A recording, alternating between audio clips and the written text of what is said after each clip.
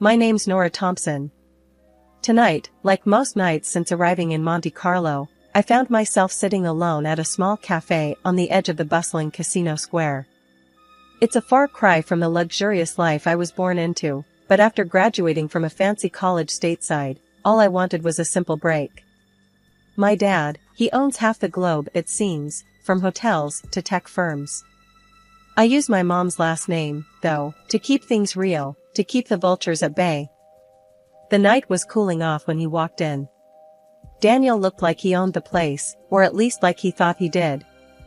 Swaggering over with a confidence that I guess comes from wearing a suit that costs more than most people's rent, he pulled out the chair opposite me without asking. "Mind if I sit?" he finally said after already sitting down. His smile was all charm, probably practiced. "Looks like you're already sitting," I replied, barely looking up from my coffee. He chuckled, the sound a bit too smooth. "I'm Daniel. And you are?" "Nora," I said curtly, giving him a quick once-over. Not my usual type, too polished, but admittedly, good-looking. "So, Nora, what brings a girl like you to a pricey haunt like this all by yourself?" His tone had a touch of a tease, and I wasn't sure if I was amused or annoyed. "Just enjoying my coffee," I answered, keeping it vague. "What's your excuse?" I could say business, but I'd be lying tonight. "Let's just say I'm scouting for something interesting, and looks like I might have found it," he said, his gaze steady on me. I raised an eyebrow. "Hope the coffee lives up to your expectations then." Daniel laughed.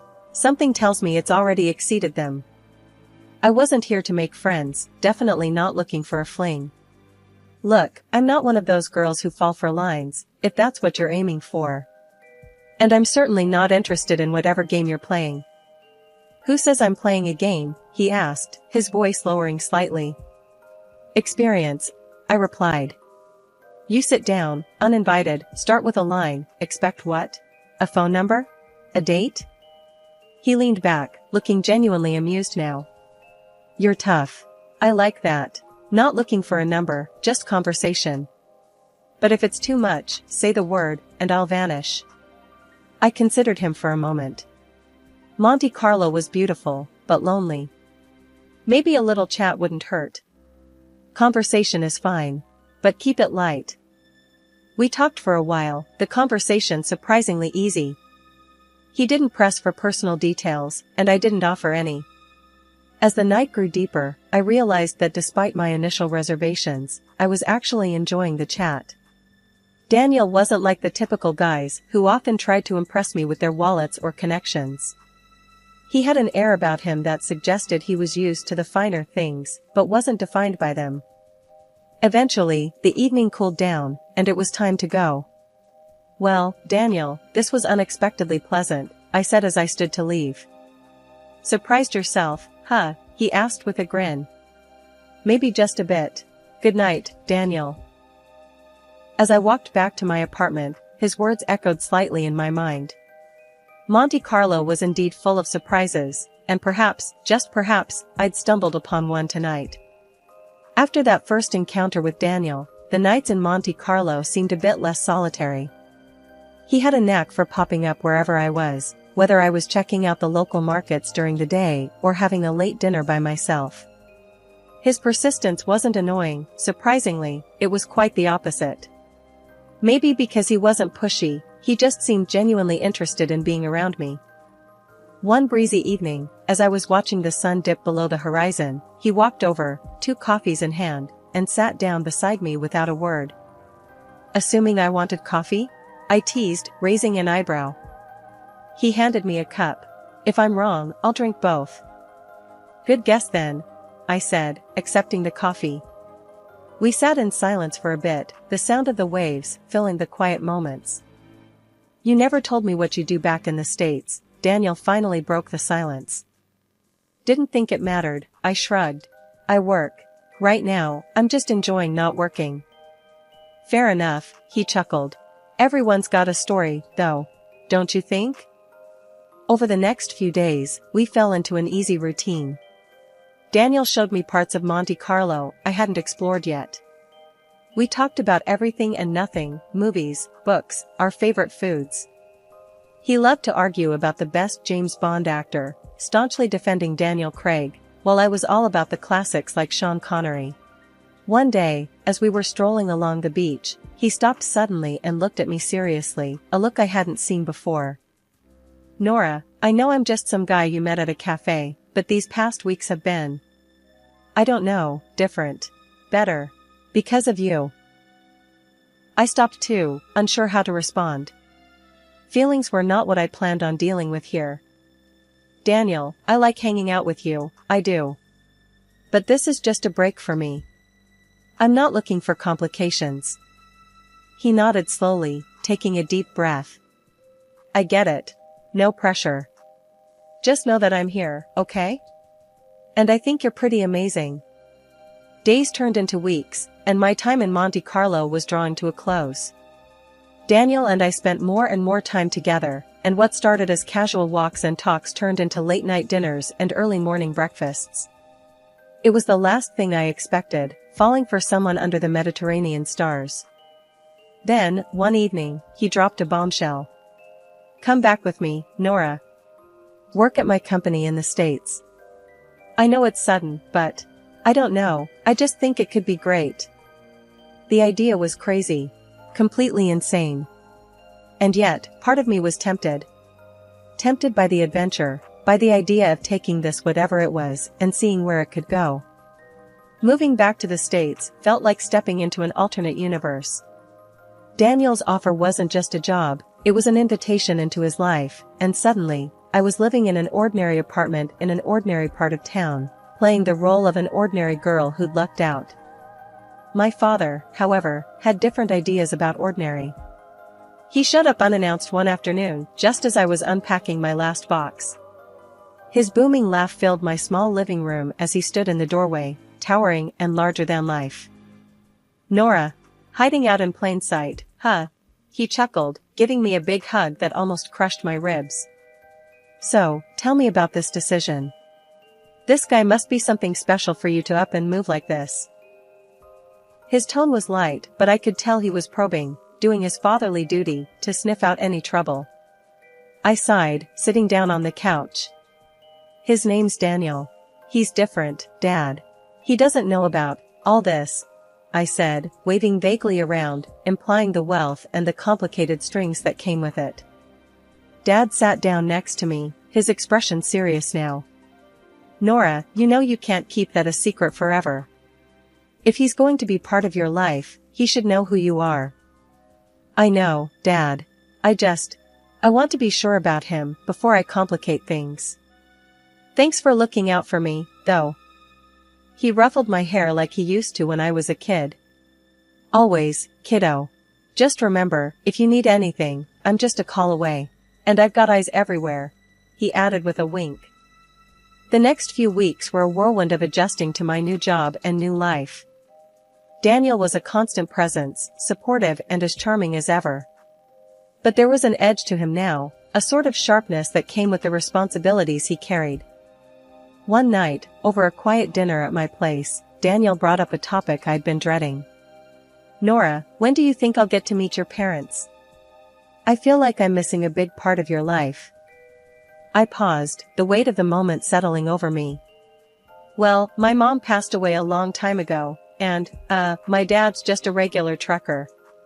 We're not exactly on speaking terms right now." Daniel frowned, a hint of concern crossing his face. "I'm sorry to hear that. But you know, whenever you're ready, I'd like to meet him. Family is important." I nodded, appreciating his sentiment, but knowing full well the reality of my father's world, a world I wasn't ready to introduce Daniel to just yet. Life with Daniel moved at a pace I never expected. We were already blending our lives together, my job at his company was going great, and we were getting deeper into our relationship.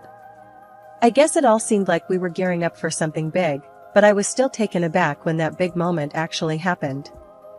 It was a normal evening. We were at his place, a cozy, upscale apartment with views of the city skyline. We'd just finished dinner, nothing fancy, just some takeout, because neither of us felt like cooking. We were sitting on the couch, a documentary about ocean life playing in the background, the kind you watch but don't really watch. Daniel turned to me, his expression more serious than the situation called for. He took my hand, and suddenly, I felt my heart start to race. Nora, I've been thinking about us, about everything we've been through, and everything I want for us in the future. I nodded, my mouth suddenly dry. Yeah? I love you, Nora. I love everything about you, and I don't want to imagine my life without you. He paused, and I could see him swallow hard, like he was nervous. That made two of us. I want to be with you, always. Will you marry me? Just like that. No getting down on one knee, no ring box being opened. It was straightforward, genuine, and so very Daniel. Yes, I said, the word coming out in a rush, almost a relief. Yes, I will. He grinned, that wide, infectious grin that had won me over from day one, and hugged me tight. We spent the rest of the evening talking about our future, what we wanted, where we saw ourselves. It was exciting and a bit daunting, but it felt right. The next challenge came when I told my dad. I expected him to be happy, but his response was lukewarm at best. Nora, you know I want nothing but your happiness, but are you sure about this? It's all happening so fast, he said, his voice heavy with concern. I'm sure, Dad. He's a great guy. You'll see. I tried to sound more confident than I felt. He sighed. All right, but promise me you'll sign a prenup. Just to be safe. The word prenup didn't scare me, it was just another part of the modern marriage package, especially with someone who had as much to lose as I did, even if Daniel didn't know the full extent of it. Of course, Dad. We'll handle it, I assured him. That's good then. And Nora, I won't be at the wedding. I don't want to spoil your story about being a simple girl. Then came the introduction to Daniel's mother. Her reception was icy from the start. During dinner at their family home, she scrutinized me with a look that chilled the room. Daniel, are you sure about this girl? She doesn't seem like a fit for our family, she remarked bluntly. Daniel tried to smooth things over, but his mother was relentless. A prenuptial agreement is non-negotiable, she insisted. I agreed without hesitation, knowing it would ease some tension. Absolutely, I wouldn't have it any other way, I said as we later formalized the terms with a lawyer present. Despite these hurdles, our wedding in the Maldives was breathtaking. Standing beside Daniel, with the ocean whispering behind us and the sand beneath our feet, I felt a surge of hope. It was just us, our love, and a future we were ready to shape together, despite the rocky start with family expectations. Married life started off better than I could have hoped. Daniel and I settled into our new house, a beautiful place with more space than we'd ever need. It was supposed to be the beginning of our perfect life together. I threw myself back into work, determined to prove that I was more than just the boss's wife.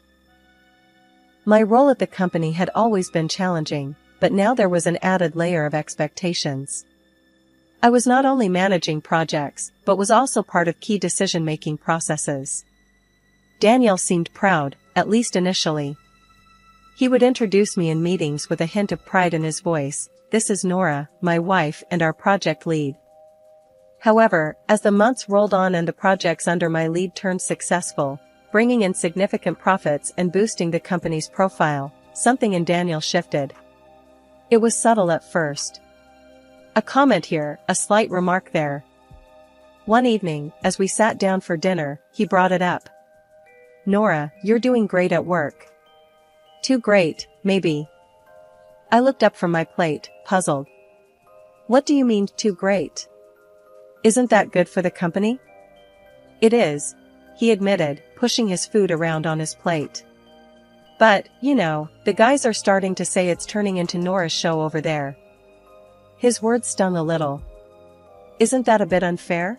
I thought you'd be happy that we're doing well. I am happy, but it's a lot, you know? Everyone's always talking about you, about how you handle things. Makes me wonder where I stand. That conversation was the first of many. As the business grew, so did the strain between us. Daniel's once supportive demeanor was now tinged with resentment. I couldn't understand it. Wasn't he the one who had encouraged me to step up in the first place? Things got worse when his mother came to stay with us for a few weeks. Her presence in the house brought an old-world, traditional attitude that I had always managed to avoid. She would make offhand comments about my work, about how a wife should be more present at home. "You're always at the office, Nora. When do you have time to take care of your husband?" she would say.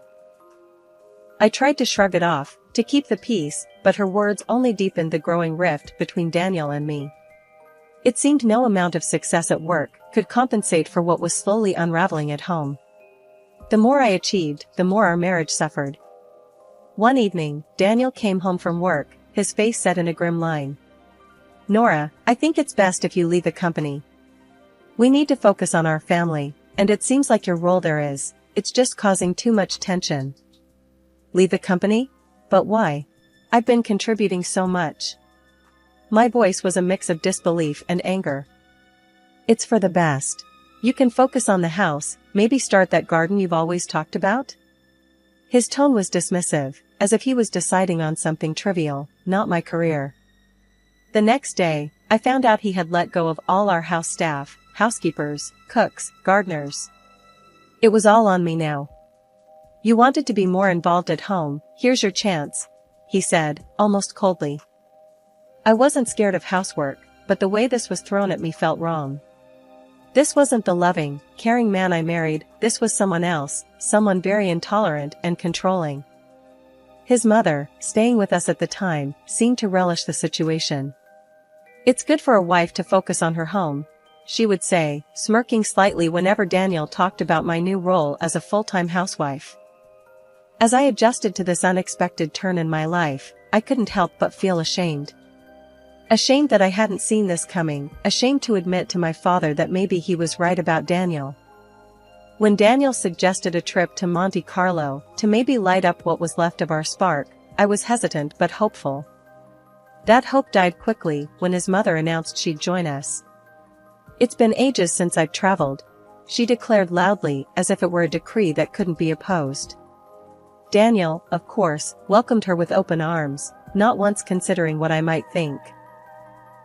We rented a small house in Monte Carlo, which was charming but costly, and it quickly became my prison rather than a retreat. From the start, Daniel and his mother treated the city as their playground. They rented luxurious cars, visited exclusive boutiques, and dined at the finest restaurants, while I was left to manage the household. They demanded home-cooked meals, turning me into nothing more than a servant in a holiday home, cooking and cleaning after them as they gallivanted around the city. As days passed, Daniel's mother digs grew sharper, her tone more venomous. "Really, Nora, living at someone else's expense must be quite the life, huh?" she'd sneer, her words a slap disguised in a smirk. Daniel never defended me. Instead, he laughed. His laughter was a betrayal each time, echoing around the cold walls of our temporary home. I felt isolated, the city's sparkle muted by the shadow of their disdain. One evening, we passed a grand old-style hotel, its facade a reminder of a world of elegance and respect. Daniel's mother, her voice dripping with envy, remarked, "Lucky billionaire Harris. Imagine owning such a hotel, ruling over a palace like that." That night, at a restaurant overlooking the sea, the last vestige of my patience crumbled. As we sat down, she waved the waiter over with an imperious flick of her wrist. "For Nora, the cheapest dish will do. No need to spoil her with extravagances she doesn't deserve," she declared loudly enough for nearby tables to hear. Daniel's response was a chuckle, his agreement coming not just from his mouth, but from the dismissive flip of his hand. "Good call, Mom. Let's not go overboard." Humiliation washed over me like the waves crashing on the rocks below us. Rising from my chair, the clatter of my seat echoing my turmoil, I faced them both, my voice steady, louder than I intended. "I will not tolerate this any longer," I declared, my hands trembling, but my resolve firm. "I am divorcing you, Daniel." The cold air of Monte Carlo was nothing compared to the chill of betrayal as I walked away from the restaurant. Daniel and his mother, rather than coming to apologize, followed me out with insults. As I quickened my pace, my mother-in-law's voice rang out sharp and clear. "Just look at her, a beggar, unworthy of my son." My heart raced, but before I could get far, Daniel caught up and grabbed my purse from my shoulder, his fingers clenching it tightly. "This is my money, Nora. Go on, get out on all fours if you have to." His voice was laced with contempt as he yanked the purse away, leaving me stunned on the sidewalk. Beside him, his mother laughed cruelly, her eyes gleaming with malice. "Maybe now you'll learn to beg in Monte Carlo, since that's all you're good for." Their laughter echoed down the street as I stood there, walletless and alone. But as they hurled their final insults, fate stepped in. We were near that grand old hotel, the one Daniel's mother had earlier envied aloud, wishing she could own such a place. Pointing to the hotel, she sneered, "Maybe they'll let you in as a beggar." At that moment, the gates of the hotel opened, and a guard appeared. He saw me, recognition lighting up his face. "Miss Harris," he called out warmly, walking over with a respectful salute. The moment he said my name, the atmosphere shifted. Daniel and his mother paused, their expressions turning from satisfaction to confusion. The guard smiled broadly. "Your father told us you might come by. Please, this way. The best room is always reserved for you, as per Mr. Harris's instructions." Daniel's mother's face paled, her earlier words turning to ash in her mouth. "Harris? As in the billionaire Harris?" she stammered, her earlier bravado crumbling. Ignoring them both, I walked towards the guard, my posture straightening. "Thank you, Pierre," I said, my voice calm and collected. Inside, I felt a mix of relief and vindication. Behind me, Daniel's pleas began, his tone desperate. "Nora, please, I didn't mean." His mother, not to be outdone, shouted past her son, "Perhaps we could come in for a drink, at least?" I didn't look back. Entering the hotel, the doors closing behind me felt symbolic, shutting out the chaos of my old life. Pierre escorted me to the reception, where staff greeted me with the deference due to the daughter of their employer. The flight back to the United States was a long one, giving me plenty of time to ponder over my next steps. By the time I landed, my resolve had hardened like the city sidewalks, ready to be trodden upon, but unyielding to the pressure. The following day, I found myself in the office of a reputable lawyer, papers spread out before me like a battle map. "During your tenure at the company, it appears your husband failed to pay you bonuses owed for the multi-million-dollar deals you closed," the lawyer pointed out, his tone a mix of surprise and indignation. "That sounds about right," I sighed, my mind racing through the countless hours I'd poured into that company, the success I had driven. "We're suing for $3 million. The courtroom was cold and sterile, a stark contrast to the heated glares Daniel shot across the room. As he stood there, fumbling through his defense, the man I once loved looked nothing short of pathetic. When the verdict came, a resounding victory awarding me $3 million, Daniel's face crumpled.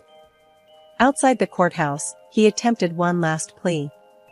"Nora, everyone's laughing at me. I messed up. Can we start over?" His words could have tugged at my heartstrings once, but that time had passed. "You only miss the money, Daniel. Maybe listen less to your mother next time," I said, the edge in my voice cutting through the crisp air. I turned and walked away, the sound of my heels against the pavement marking the end of that chapter. Returning home, I faced my father. The air between us was thick with unspoken words until I broke the silence. "Dad, I should have listened to you." He wrapped me in a hug, his embrace warm and forgiving. "You had to learn on your own. Now you know, and knowing is half the battle." We talked late into the night, about life, mistakes, and new beginnings. His advice was a beacon as I navigated through my thoughts of the future. Inspired by our conversation, I began laying the groundwork for my next venture. My experience at Daniel's company had not only honed my skills, but ignited a passion for the industry I couldn't deny.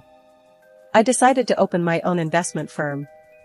With my expertise and the hefty settlement, I had the resources to start something meaningful, something mine. Weeks turned into months as I built my business from the ground up. The challenges were daunting, but every setback taught me a lesson, every success a confirmation that I was on the right path. Sitting in my new office, overlooking the bustling streets below, I realized how far I'd come. From a disillusioned wife in a loveless marriage to a competent business owner, the journey had been fraught with hurdles, but each one had made me stronger.